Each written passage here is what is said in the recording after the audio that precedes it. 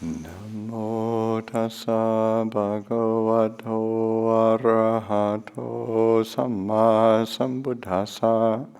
Namo tassa bhagavato arahato samma sambuddhassa.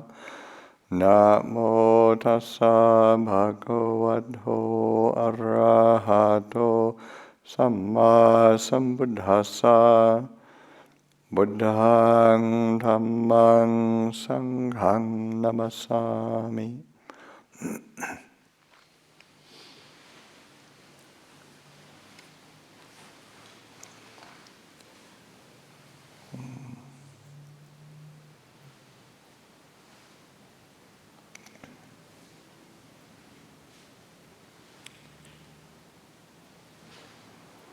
So we've been in our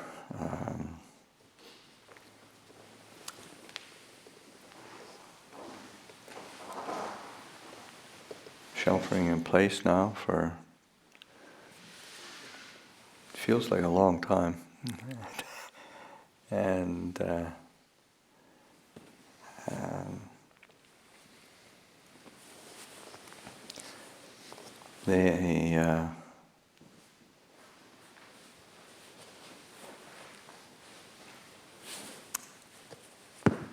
having this opportunity or time, of course for us it's for the monastic community and the lay people who've been helping us out, then it's been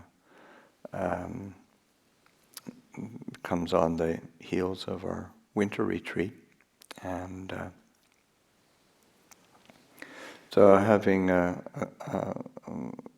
period of time of continuity of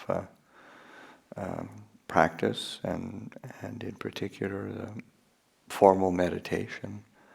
It's an opportunity for us and for people who are at home. Then I think it's similarly it is an opportunity for having a continuity of time for developing meditation and laying a foundation for a well-being and happiness that comes from the heart, comes from the mind itself, rather than from external conditions and getting what one wants, getting how things one prefers, how one likes, so that it's that is say an opportunity to work with it and also to sort of to recognize, well, am I happy? Am I peaceful? Am I settled? It's one of the qualities of the Buddha's teachings is not that it's for say the developing or realizing say freedom and peace from conditions of the world, conditions around one, conditions even within one's own mind, but finding freedom and peace within those conditions, and there's this slight shift because the habit is to try to be to experience either to get it and having the either to get away from the conditions or to get the one's well-being or some gain or some realization from those conditions. So you're trying to make it happen somehow. But it's within the conditions of our life, conditions of the world, that the Buddha's teachings are truly realizable and where they manifest. And that say that gives it even much more, to me it gives it even much more profundity and depth.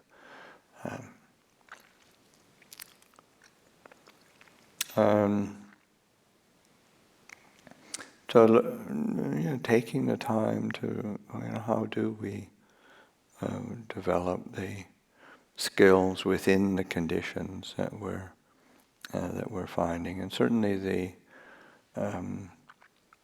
cultivation of peacefulness of mind, settledness of mind, stability of heart, are say samadhi, usually translated as concentration. I don't like that as a translation, but it's really common. But samadhi and mindfulness, and those really work together.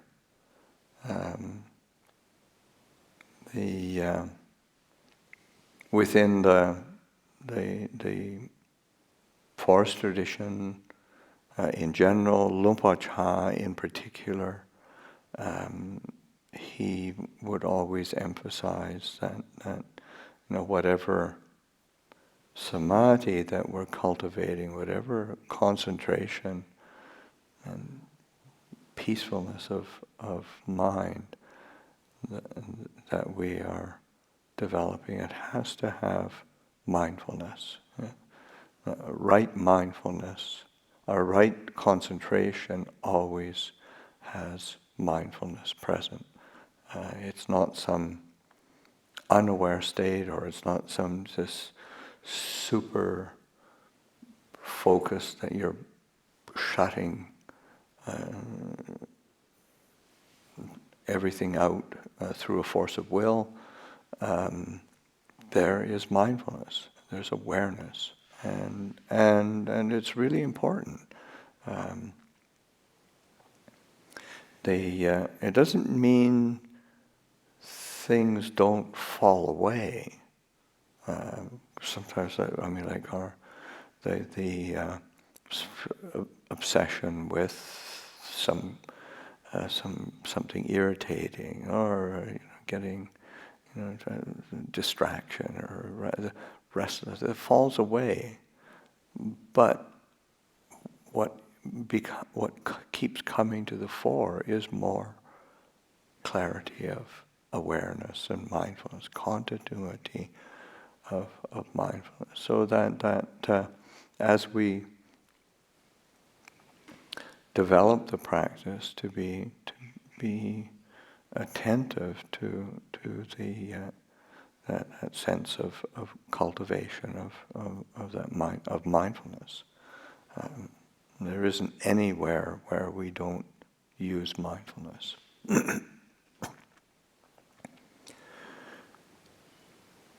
There's a very beautiful sutta, and there's so many beautiful things in it, but I'll just quote a little bit. One is it's the Majjhima 44.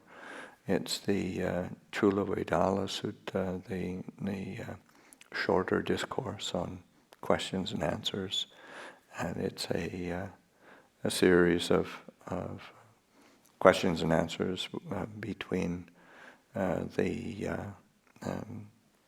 Bhikkhuni Dhammadina. She's an Arahant disciple of the Buddha, and the lay man Upasaka, Visakha, and the question is around, what is concentration? What is samadhi? And what is samadhi? What are the themes of samadhi? What are the requisites of samadhi? What is the development of samadhi? And the Medina's reply is that, say, samadhi, concentration, is one-pointedness of mind, unification of mind, cittassa ekaggata, so that it's this unification of mind, one-pointedness of mind, and its themes are Four Foundations of Mindfulness. And when we say themes, it's samadhi nimitta. What nimitta? What theme? What does it take as an object? What is it attentive to? So it's themes, and what are the requisites for samadhi, and it's the Four Foundations of Mindfulness, or four right efforts. So the themes are the Four Foundations of Mindfulness. The requisites are the four right efforts. So and then what is the development of samadhi? Well, it's the say the cultivation and the pursued development of any of these various aspects and factors. So it's putting it into place. So I think that's really useful to be reflecting on, because there's and probably just to think in terms of that one-pointedness of mind.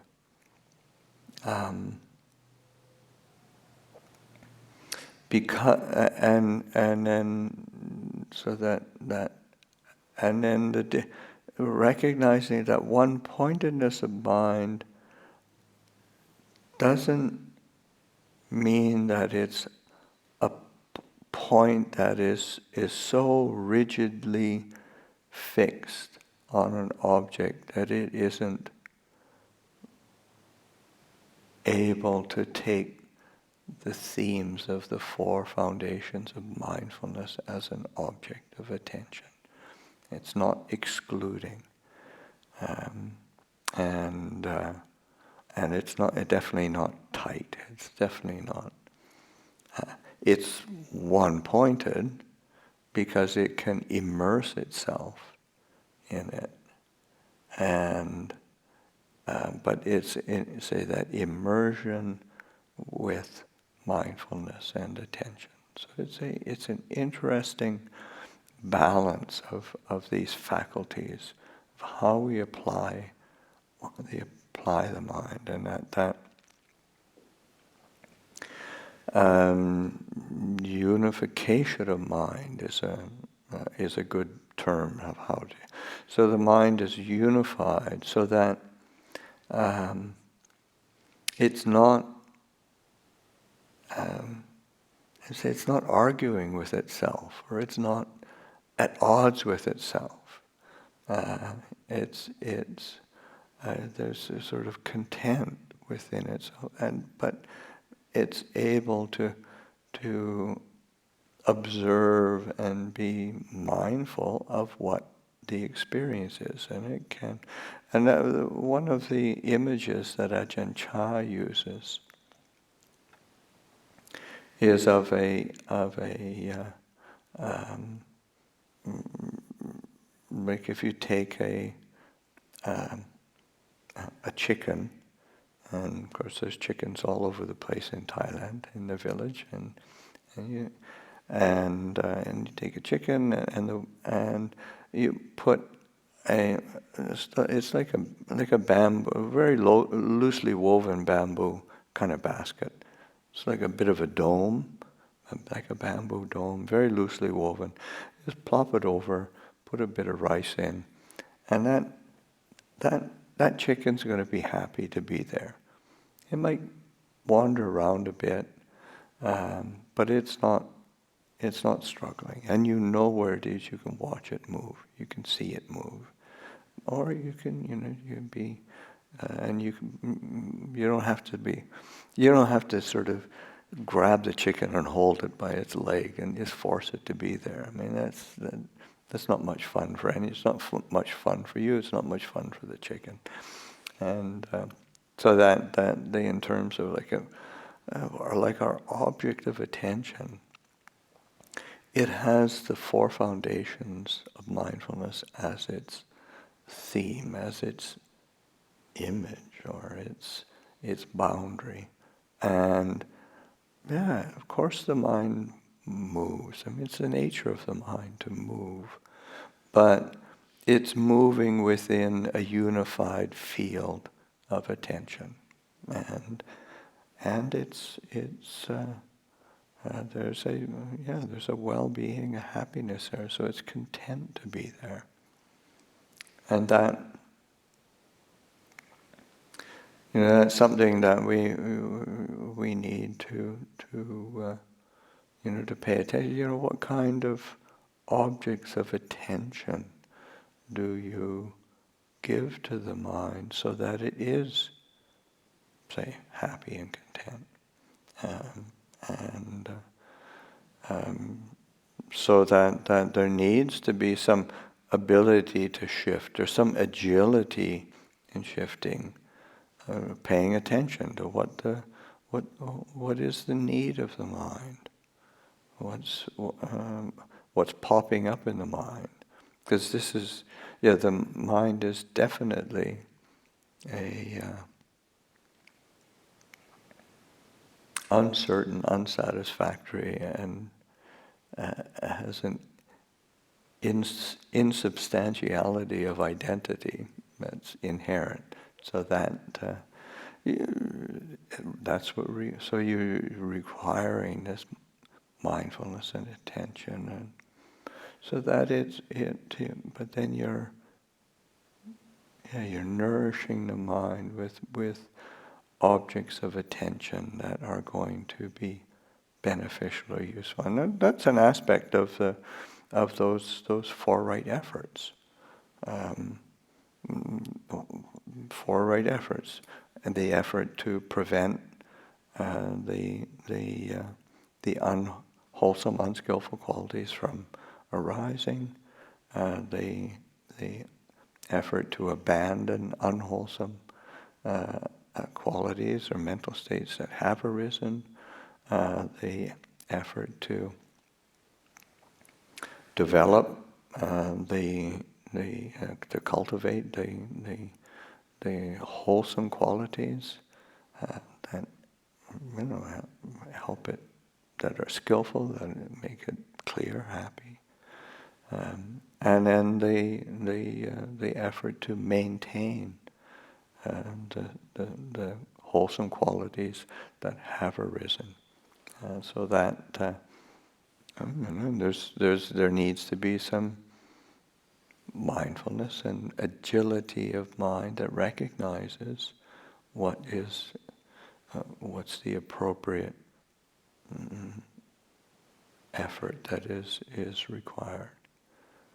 Similarly, with the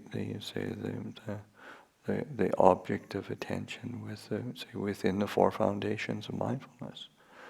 Of course, especially in the forest tradition, but even in the Buddha himself, was over and over again. Mindfulness of the body. There's just so much attention and emphasis that the Buddha puts on mindfulness of the body, and there's a very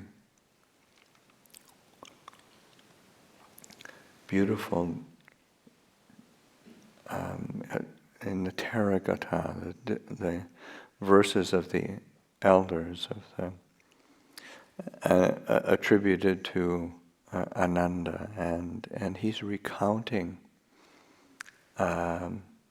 his how he felt when the Buddha was passing away, and the grief that he felt, and the how like everything was pulled out from under him. His whole world was pulled out from under him, and then how the Buddha had sort of encouraged him by just pointing to truth and so But then, and then of course he lived for many years after the Buddha passed away, and then he speaks of his own kind of stability and well-being and refuge. But then he says that there is no better friend or no other friend better than mindfulness of the body.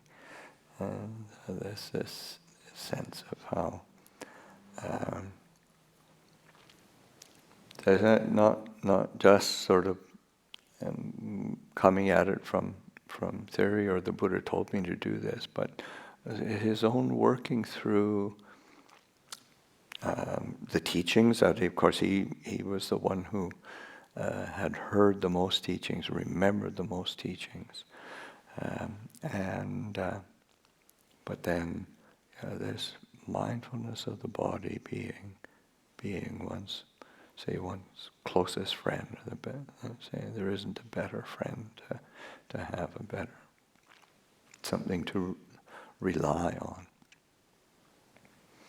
And mindfulness of body, even one can direct it in so many different ways. It's mindfulness of breathing, or the actual sitting down and the sense of inhabiting the body. How do we experience the body?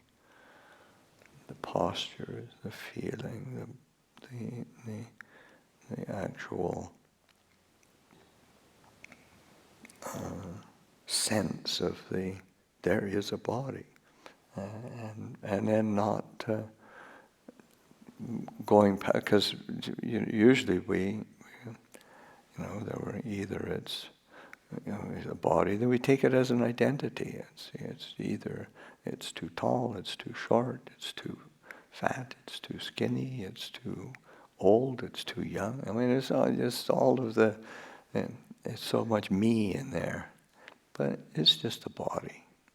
And it's just mindfulness of there being a body without it turning into a whole basis of proliferation and identity. So but then of course, and being able, and when the body's moving, to be present with how do we move? How do we inhabit space? Ajahn Chah used to, people would sort of, how you seem to be able to know people's minds and know their temperaments and know their personality. You must know, have the psychic power, the psychic ability of reading people's minds. He says, no, I don't need to read anybody's mind. It's somebody who comes in and bows down, or they come into a space, you already get a feel for what they're about.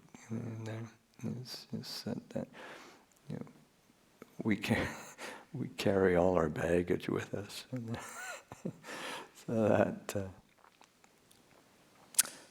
mindfulness of the body. We can learn, paying attention to our own body, just paying attention to the nature of the body.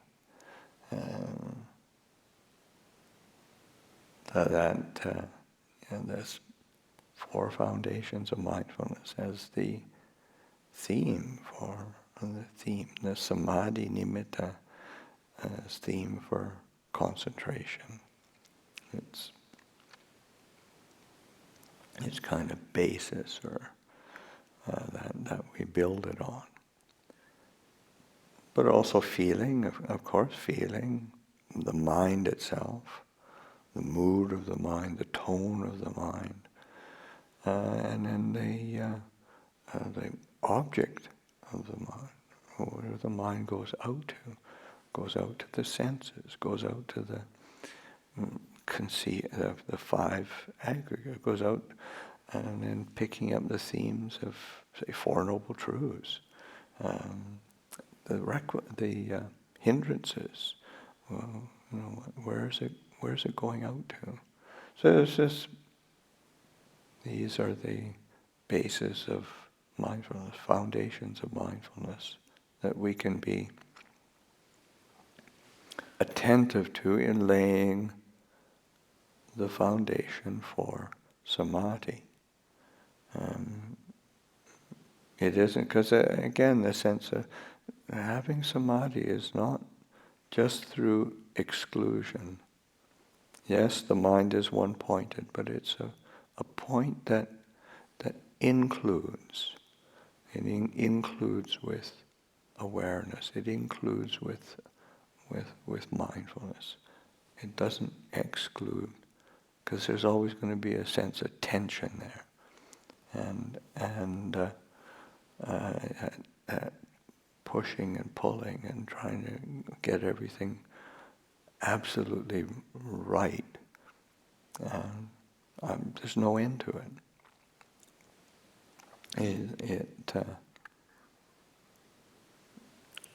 So that, because you're always going to be dissatisfied. It doesn't matter how, because how refined can you make the mind? You can really refine the mind. You can really refine it. But is there a conceivable end to the refinements of mind that one can do? Because you could always do it a little bit better. It's just that's the way that desire actually works. So it's in the same way that in the world, is there anybody who's ever been wealthy enough or rich enough? No, I mean, it's just a little bit more. But this is the path of the Buddhas is always one of release and relinquishment. One is releasing burden, and even the burden of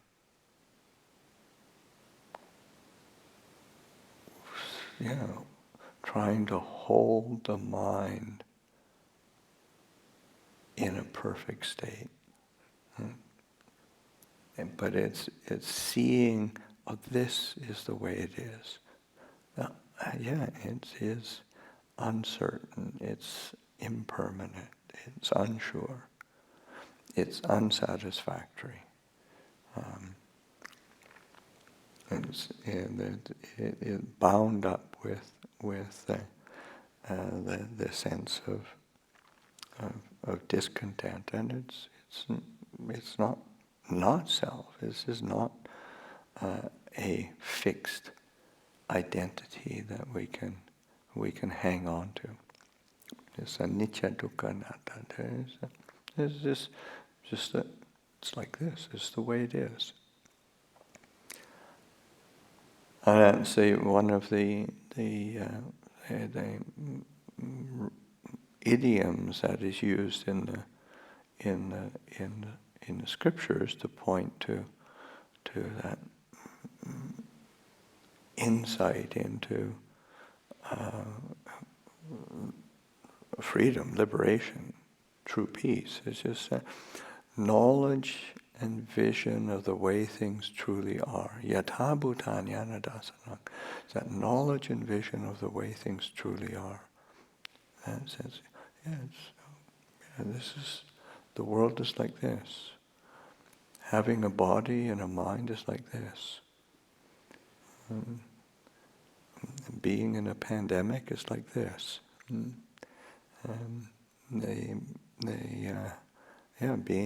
Being within this human condition is like this. It's having knowledge and vision of the way things truly are. That's where our freedom is. But it does require, say, samadhi. It does require mindfulness. And these two have to work together. And it's that seeing of things clearly, experiencing things clearly. And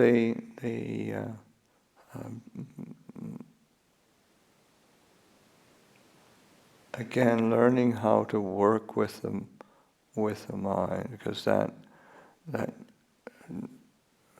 lifting up of attention and the sustaining of awareness, the mind needs to be happy, or needs to experience a sense of well-being. So that's what it said, that agility of mindfulness, agility of awareness, that's alert to what's going to be useful, what's going to be beneficial, because sometimes you need to encourage the mind, sometimes you need to restrain it. Like, no, stop, don't go there. Don't. Sometimes you need to be able to delight in something, to fill the heart with a kind of joy.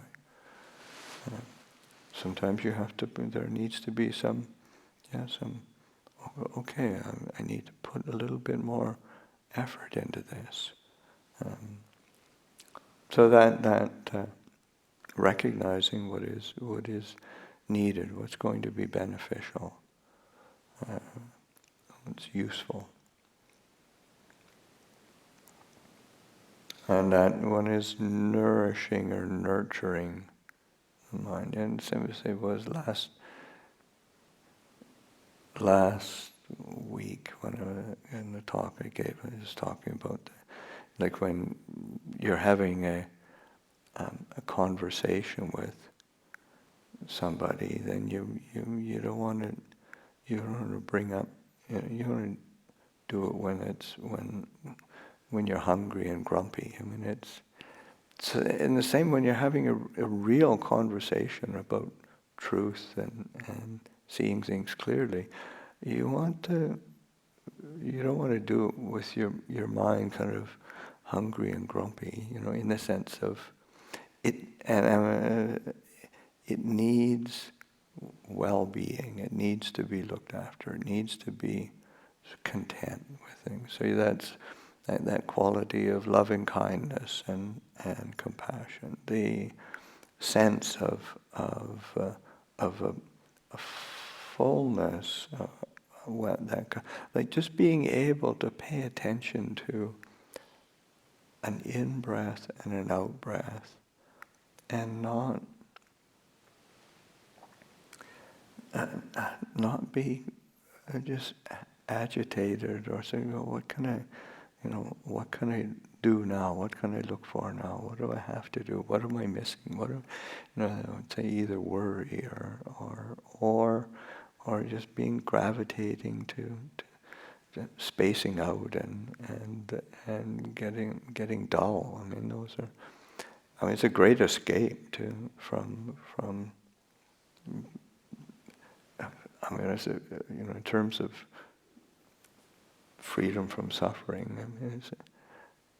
just space out and kind of veg out on this. But it's not. It's a technique that we employ, but it's not that mature or useful. So it's not that real fruitful. we do it, but it's, so then just that learning how to nourish the mind, nourish the heart with mindfulness, the themes of those foundations of awareness and mindfulness that really help those kusaladam, and it's the right effort, those kusaladam, the skillful, wholesome qualities to increase, and the unskillful, unwholesome qualities to decrease. And that's the nourishment that we need to pay attention to. It's how we that cultivation. Also, just recognizing what mindfulness is, because sometimes, there's all sorts of speculations and projections of being mindful, but it's nuanced. From the Buddha, the way the Buddha talks about it, mindfulness is nuanced, and there's the qualities of the traditional way the Buddha talks about it. Is that I say atapi sampajano satima vinaya lokaya pichatomana. Atapi is the aspect of effort. Ajahn Jeff translates it as ardent. In a sense of ardent. There's some effort there. And and of course that aspect of right effort of from those qualities of what are the requisites of concentration. There's that mindfulness requires a certain effort. It's not just completely effortless and not making any choice. And there's a certain directing of attention that's required, and of course that always takes discernment, wisdom. You've got to exercise that wisdom faculty. That is recognizing what is beneficial, what is skillful, what's going to bear fruit here, what's going to either create tension or tighten things up, or get too kind of loose and sloppy, and so that balance is needed. So atapi sampajano is usually translated clear comprehension, and again that's an aspect of discernment and reflection. There's a tracking of what's the result, what's appropriate, what is going to be beneficial.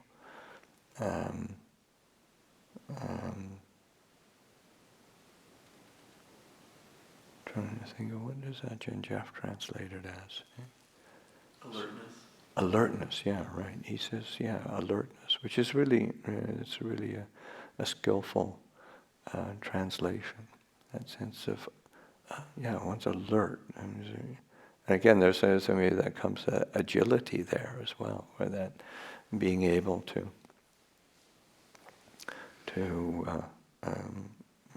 exercise discernment to a certain degree. And then satima is possessed of mindfulness. Mindful, one is mindful. And the roots of mindfulness in say, on its etymology, the root meaning in Pali, the root is in the root, same root as sanya, perception, memory, so that one is remembering to be present and reminding oneself to be present, sustaining a memory of all right, okay, mindfulness, right, that again. And that, being able to sustain and hold in attention. I was able to keep remembering to be present. And then that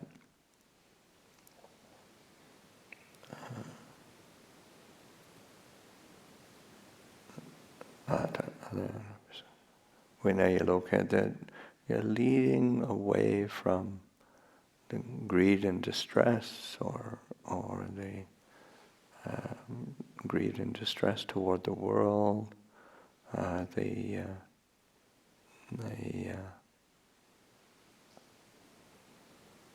sense of kind of the attraction and sorrow that one has toward the world, that sense of that liking and disliking, wanting and not wanting, and not getting entangled in that habit. It's a function of mindfulness, or it's a result of mindfulness. So this one is also paying attention, because one needs to pay attention to well, what am I putting into this? What kind of quality of attention am I putting into this? But also, what is the result? What you have to be there's input and output. It's coming in and going out, and there's a paying attention to that, recognizing, so that seeing. That's what this function of the ardency, alertness, mindfulness, and that leading away from the kind of greed and distress that one tends to when one's entangled in the world. So that one of the results is certainly the mind settles. There's samadhi, and there's both a sense of well-being, as well as a sense of clarity as the mind settles. So that these are tools that we cultivate, they're tools that we develop. Having a body and a mind, we have this ability to be present. We have this ability to be aware.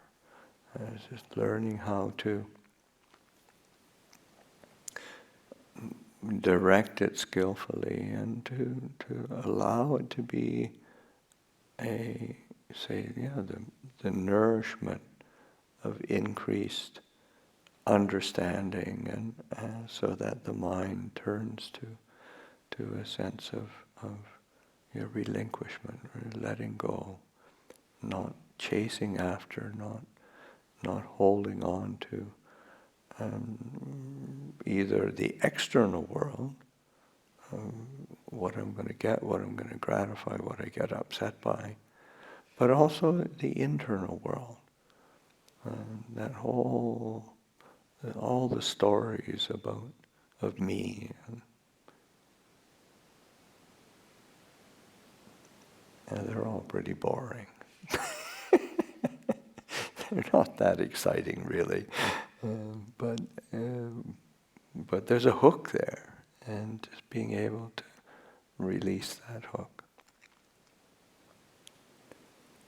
So I'll offer that for reflection this evening.